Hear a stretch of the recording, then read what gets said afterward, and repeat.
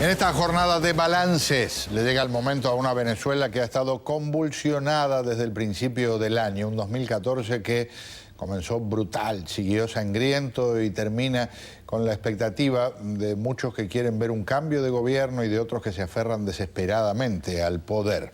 Le digo bienvenida a nuestra colega, amiga Angie Pérez, gracias por acompañarme. Gracias a ustedes por la invitación. Arrancó terrible con lo que significa la decisión de entregarse de Leopoldo López, con las protestas callejeras, con matanzas en las calles. Oficialmente 43, pero decenas de desaparecidos que...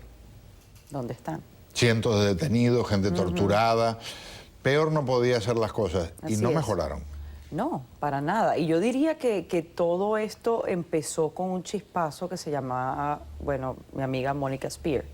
O sea, como que eso fue la primera exposición internacional de qué tan grave era la situación en Venezuela. Para que no se me pierda nadie, Mónica Spear, ex reina de belleza, asesinada junto a su esposo delante de la criatura. De su niña, de 5 añitos apenas. Y parte de miles de personas que perdieron la vida en uno de los países menos seguros del mundo. Y se calcula que para este año la cifra va a superar los 15.000 muertos violentamente en Venezuela. Es decir, esas personas que mueren por asalto. Yo ahorita estoy compartiendo mucho en otro proyecto con un médico venezolano que me dice que en una noche típica de guardia en el hospital él podía recibir 12 víctimas de tiroteo. Y esto en Ciudad Bolívar, que es entre comillas un poco más tranquila que Caracas o Maracaibo o una de las ciudades más grandes, ¿no? Aunque ahorita yo creo que zona roja es Venezuela completa. En diciembre hubo un fin de semana que estableció un nuevo récord, solo en Caracas 61 muertos. Sí, sí. Y generalmente la cifra supera los 50 muertos por fin de semana solamente en la ciudad capital. Pero de allí comenzaron las protestas y realmente las fisuras de lo que es el régimen de Nicolás Maduro, que viene como cola del régimen de Chávez, se empezaron a notar desde el punto de vista internacional. Y ellos empezaron como a duplicar y a reforzar ese presupuesto de lo que es el Petrobosal a nivel de política exterior. Eso ha sido definitivamente pagar los votos, lo vimos en la ONU. O sea, ahorita miembro del Consejo de Seguridad, eso me parece a mí una cosa insólita. O sea, tan insólita como el premio de paz que le quieren dar a Fidel Castro. Son esas cosas que... Del delirio absoluto. ¿De dónde? Compartamos algunas imágenes, algunos gritos desesperados de lo que se vivió en las calles venezolanas en este 2014.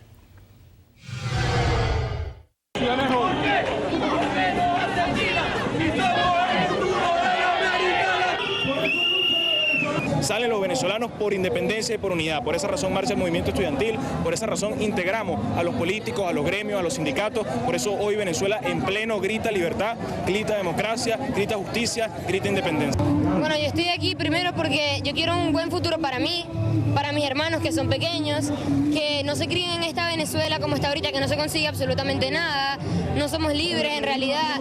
Y es horrible pensar como algunas personas se quedan en su casa viendo el fútbol y después se quejan de lo que está pasando en el país, pero no hacen nada para cambiarlo. Hay quienes dicen que le ganó el régimen a los estudiantes, que durante meses dieron la batalla, entregaron vidas, perdieron a seres queridos, fueron torturados en algunos casos, detenidos injustamente, enfrentándose incluso no solo a las autoridades, sino a estos colectivos que son grupos paramilitares que después terminaron enfrentándose al gobierno en algunos casos. Sí, pero porque estos colectivos son realmente unos sinvergüenzas, o sea, la mayoría están metidos hasta en narcotráfico. Entonces, realmente, ¿cuál es la credibilidad? O sea, por una parte, el gobierno les paga para que ellos sean los espías, ¿no? Como que los chismosos, el corre ve y dile de quiénes son quién en el barrio para entonces amedrentar a los de la oposición y los tienen bajo una política del terror. Pero realmente estos son una cuerda de malandros y que el gobierno no de ahorita. Desde el principio del gobierno de Chávez hay unas imágenes bien polémicas del año 99 y del principio del 2000, justo por la época de los deslaves de Vargas, que fueron esas inundaciones que hubo, bueno, calculan hasta unos 100.000 muertos, aunque la cifra oficial nuevamente nunca se sabe porque estos gobiernos todo lo mantienen callado. El mismo gobierno entrenando y armando con AK-47 a estos grupos. Eso hace más de 15 años atrás. Entonces, ahora estamos viendo esto y ellos sencillamente juegan es con la plata y la vida sencillamente no vale absolutamente nada. Y lo hemos visto reflejado, sabimos cómo salió, por ejemplo, Rodríguez Torres de su cargo. El exministro del Interior, bueno, en aquel y fue momento... director del SEBIN mucho Exacto, tiempo. Servicio de Inteligencia. Y, por cierto, algunos no perdieron el cargo, perdieron la vida. El ex sargento de apellido Odreman, que era jefe de alguno de los colectivos, junto a algunos de integrantes de otros colectivos, fueron baleados por policías y murieron en un episodio en el que él incluso, me acuerdo, gritaba: si me pasa algo es la culpa del ministro del Interior, y le pasó algo y lo mataron. Exactamente. Exactamente. También de Robert Serra me gustaría hablar un momentito, diputado de la Asamblea Nacional, un hijo predilecto políticamente de Hugo Chávez, y un señor que termina muerto de una forma siniestra, cosido a puñaladas, junto a una dama que lo acompañaba. Y entonces el gobierno dijo que era una conspiración que estaba organizada por el expresidente colombiano Álvaro Uribe, y nunca probó nada por el estilo. No, eso es una locura, porque ese tipo de crímenes... históricamente, y que me corrijan pues los expertos en criminalística y en lo que tiene que ver con todo lo forense, las investigaciones, etcétera, ese tipo de asesinato es pasional. Entonces, si no fue una mujer que lo mandó a matar, o su pareja, hombre o mujer o lo que fuera, tendría que haber sido, la otra explicación es que estuviera metido en narco y le quedó mal a los narcos. O sencillamente una forma de actuar tipo mafia dentro del mismo gobierno. Pero ya se están viendo las fracturas incluso dentro del PSV. Por ejemplo, ¿qué pasó el día de las elecciones internas del partido? Que menos del 10% de los supuestos 7.2 millones de militantes del PSV se aparecieron para votar. Y muchos de los disidentes los habían convenientemente borrado de la lista y no pudieron ni siquiera votar. Entonces estamos viendo las costuras del régimen, estamos viendo que todo se está desplomando porque el presupuesto calculado a $120 por barril ahora va por menos de la mitad.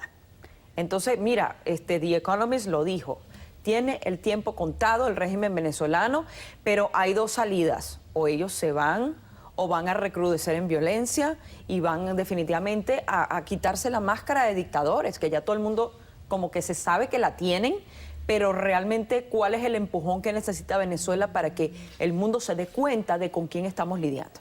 Te agradezco profundamente que me acompañen, te deseo lo mejor. Muchas gracias por estar aquí. Y a ustedes, un feliz año nuevo y que Dios los bendiga. Gracias por invitarme nuevamente. Un placer, Angie, un placer. Por cierto, detalles adicionales del asesinato de Robert Serra. Nicolás Maduro dijo que era una organización paramilitar colombiana la que lo había ejecutado, que había un señor que le decían el Colombia que era el cabecilla. Bueno, primero nunca encontraron ningún paramilitar colombiano. Después, en Colombia, capturaron al señor que le dicen el Colombia, pero el embajador colombiano en Venezuela aclaró que el señor es venezolano. Y por cierto, algunas de las personas que fueron detenidas por las autoridades en Venezuela eran integrantes de la escolta de Robert Serra, incluyendo el principal del grupo que debía proteger su vida y que aparentemente participó en que esa vida terminara. Un paréntesis, y al regresar...